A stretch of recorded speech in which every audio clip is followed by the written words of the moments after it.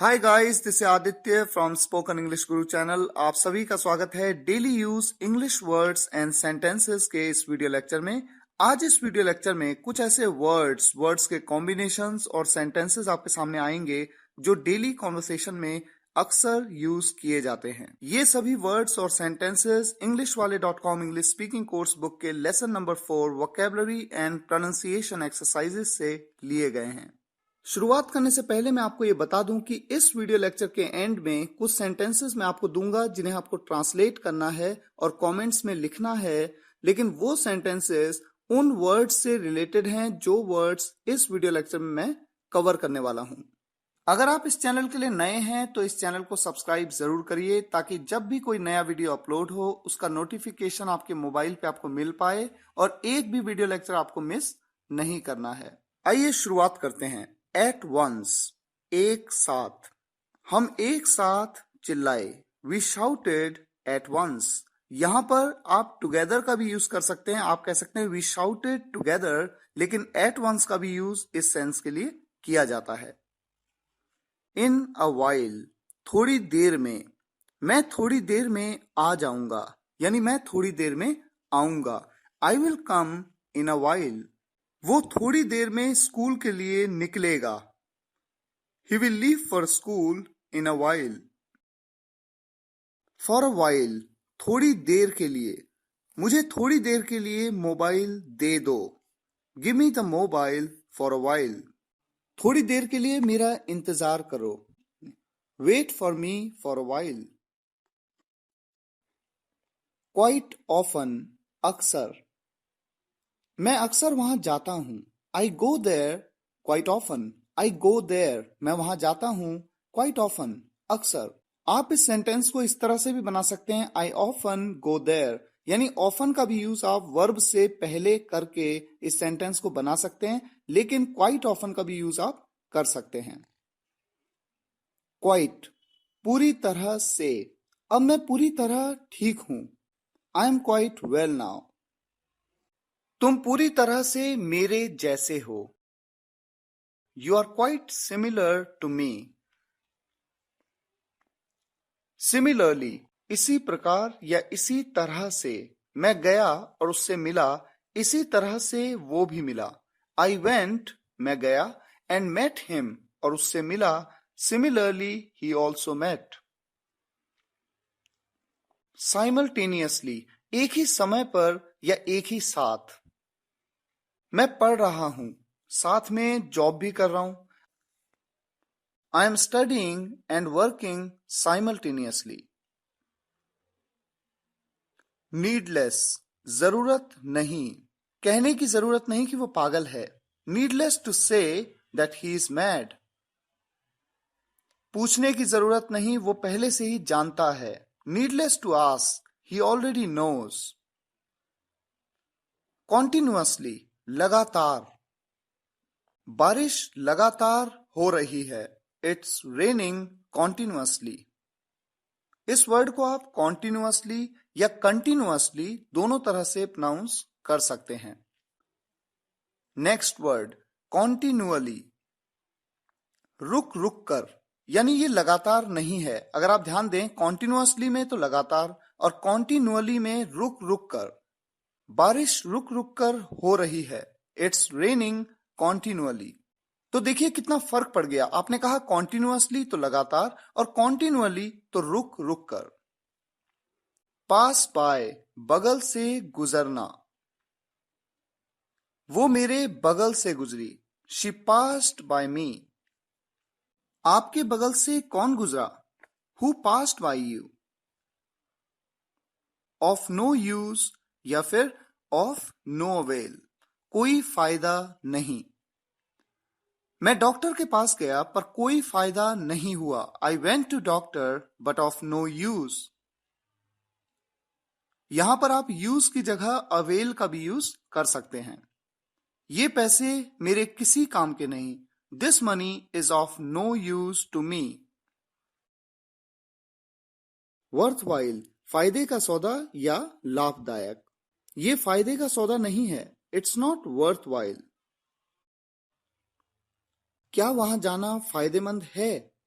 Is it worthwhile going there?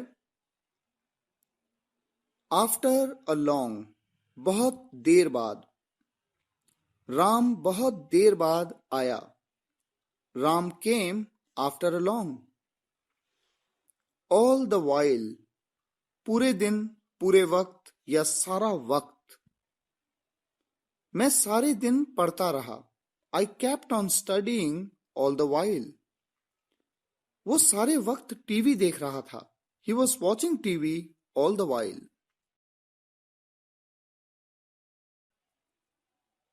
Rip off, लूटना. यहां पर लूटना का मतलब वो लूटना नहीं है कि किसी के घर को लूटा गया.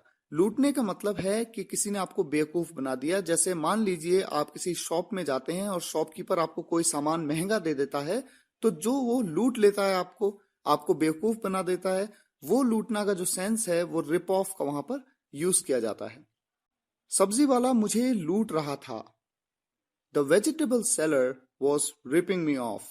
इस सेंटेंस को आप इस तरह से भी बना सकते हैं, the vegetable seller was ripping off to me. लेकिन ऐसे सेंटेंसेस में इन दो वर्ड्स को सेपरेट करते हैं और ऑब्जेक्टिव पार्ट को बीच में ले आते हैं. Ripping me of. शर्क, जी चुराना या भागना, इसको शर्क कहते हैं किसी चीज से जी चुराना के लिए. जैसे आप कहें, मैं जिम्मेदारियों से कभी जी नहीं चुराता. I never shirk responsibilities. At large, पकड़ से बाहर. अपराधी पकड़ से बाहर है. The criminal is at large. Ball उसकी पकड़ से बाहर थी. The ball was at large. Impose, थोपना. तुम मुझ पर अपनी मर्जी थोप रहे हो. You are imposing your will on me. Will का एक मतलब होता है मर्जी या इच्छा. ऑफ हैंड, बिना तैयारी के. मैं इंटरव्यू में बिना किसी तैयारी के गया. I went for the interview of hand. Overcast, बादलों से भरा हुआ. आसमान बादलों से घिरा हुआ है. The sky is overcast. Sigh of relief, चैन की सांस लेना. मैंने चैन की सांस ली. पास्ट इंडेफिनिट टेंस का सेंटेंस है. I sighed of relief. Sigh एक वर्ब है जिसकी सेकंड फॉर्म और थर्ड फॉर्म होती है साइड साइड. फॉन्ड ऑफ, शौकीन. मैं कारों का शौकीन हूं. I am fond of cars. Unnecessarily, बेवजह या फालतू में. तुम फालतू में यहां बैठे हो. You are unnecessarily sitting here. Knowingly, जानबूझकर. उसने जानबूझकर मेरा दिल दुखाया. पास्ट इंडेफिनिट टेंस का सेंटेंस है. दिल दुखाना को आप कहते हैं hurt. He hurt me knowingly. यहां पर आप ध्यान दें, हर्ट की सेकंड फॉर्म का यूज किया गया है पास्ट इंडेफिनिट टेंस में. हालांकि हर्ट की तीनों फॉर्म सेम होती हैं, हर्ट हर्ट हर्ट. अननोइंगली, अनजाने में. उसने अनजाने में मुझे दुख पहुंचाया. ही हर्ट मी अननोइंगली. रिमाइंड, याद दिलाना. तुम मुझे राम की याद दिलाते हो. You remind me of Ram. Remind के बाद हमेशा प्रेपोजिशन ऑफ का यूज किया जाता है. इस बात को आप नोट कर लीजिए. तुम्हारा चेहरा मुझे किसी की याद दिलाता है. Your face reminds me of someone. Negligence, लापरवाही.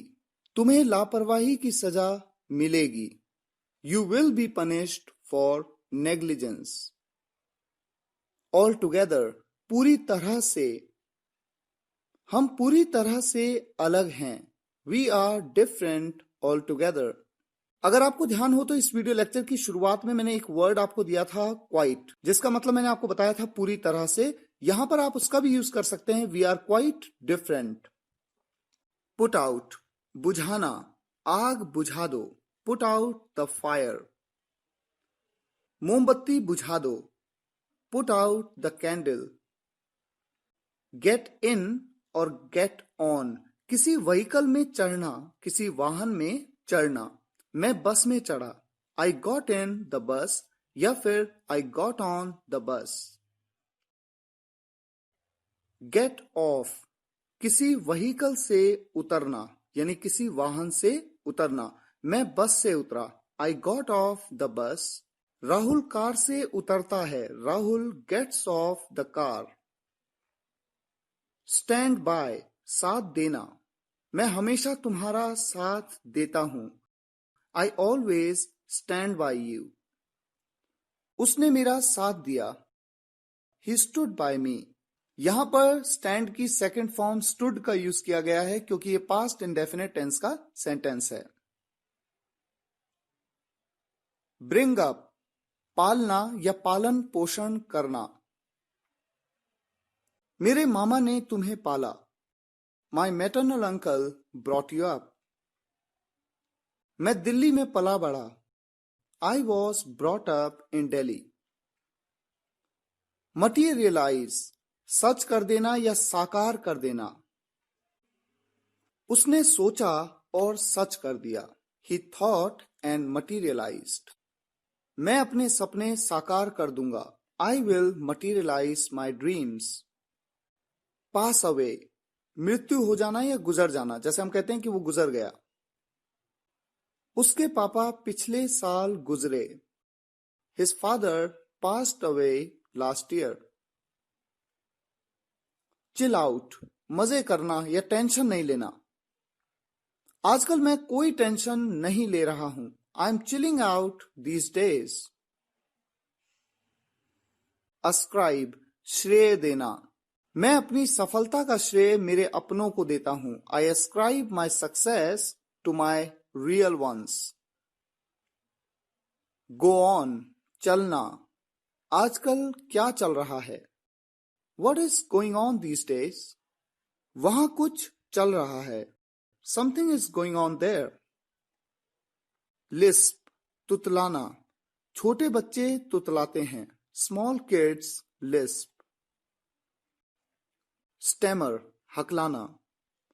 वो हकला रहा था, He was stammering। वो हकलाता है, He stammers। विस्पर, फुसफुसाना। जैसे हम किसी के कान में कुछ फुसफुसाते हैं, यानी हल्के हल्की आवाज में कुछ बताते हैं, कुछ बोलते हैं।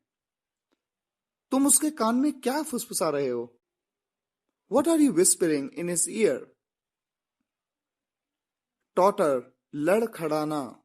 यहां पर एक वर्ड आप और यूज कर सकते हैं, स्टम्बल। भारत ऑस्ट्रेलिया के विरुद्ध लड़खड़ा रहा है, India is tottering against Australia. या फिर India is stumbling against Australia.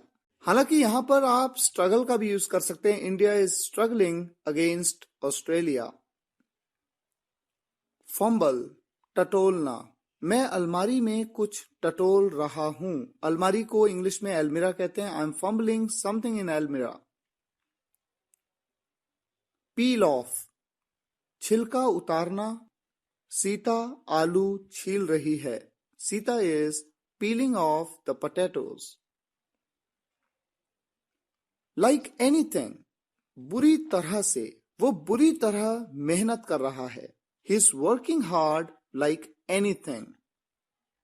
वो बहुत जबरदस्त तरीके से लड़ा, He fought like anything। At least, कम से कम एक बार तो आओ, Come at least once। कम से कम एक बार मैं जरूर जाऊंगा, I will definitely go at least once। etc, ये etc डॉट की फुल फॉर्म है। इसे कई बार आप गलत तरीके से प्रोनाउंस करते हैं, यह है etc, आदि या इत्यादि। मेरे पास कई चीजें हैं, जैसे पेन, किताब इत्यादि। I have many things such as pen, book, etc। अब देखिए आपके सामने कुछ सेंटेंसेस हैं जिनके बारे में मैंने शुरुआत में बताया था। इन सेंटेंसेस को ट्रांसलेट करके आप कमेंट्स में जरूर लिखें ताकि मैं ये देख सकूं कि आपकी इन वर्ड्स पे जो मैंने आपको इस वीडियो लेक्चर में बताए हैं उन पे आपकी कितनी पकड़ बन पाई है। अगर आपको ये वीडियो लेक्चर पसंद आया हो तो इसको लाइक और शेयर जरूर करिएगा ताकि ज्यादा से ज्यादा स्टूडेंट्स तक ये वीडियोस पहुंच सकें। मिलते हैं नेक्स्ट वीडियो लेक्चर में कुछ और वर्ड्स और सेंटेंसेस के साथ। तब तक के लिए विदा लूंगा। धन्यवाद।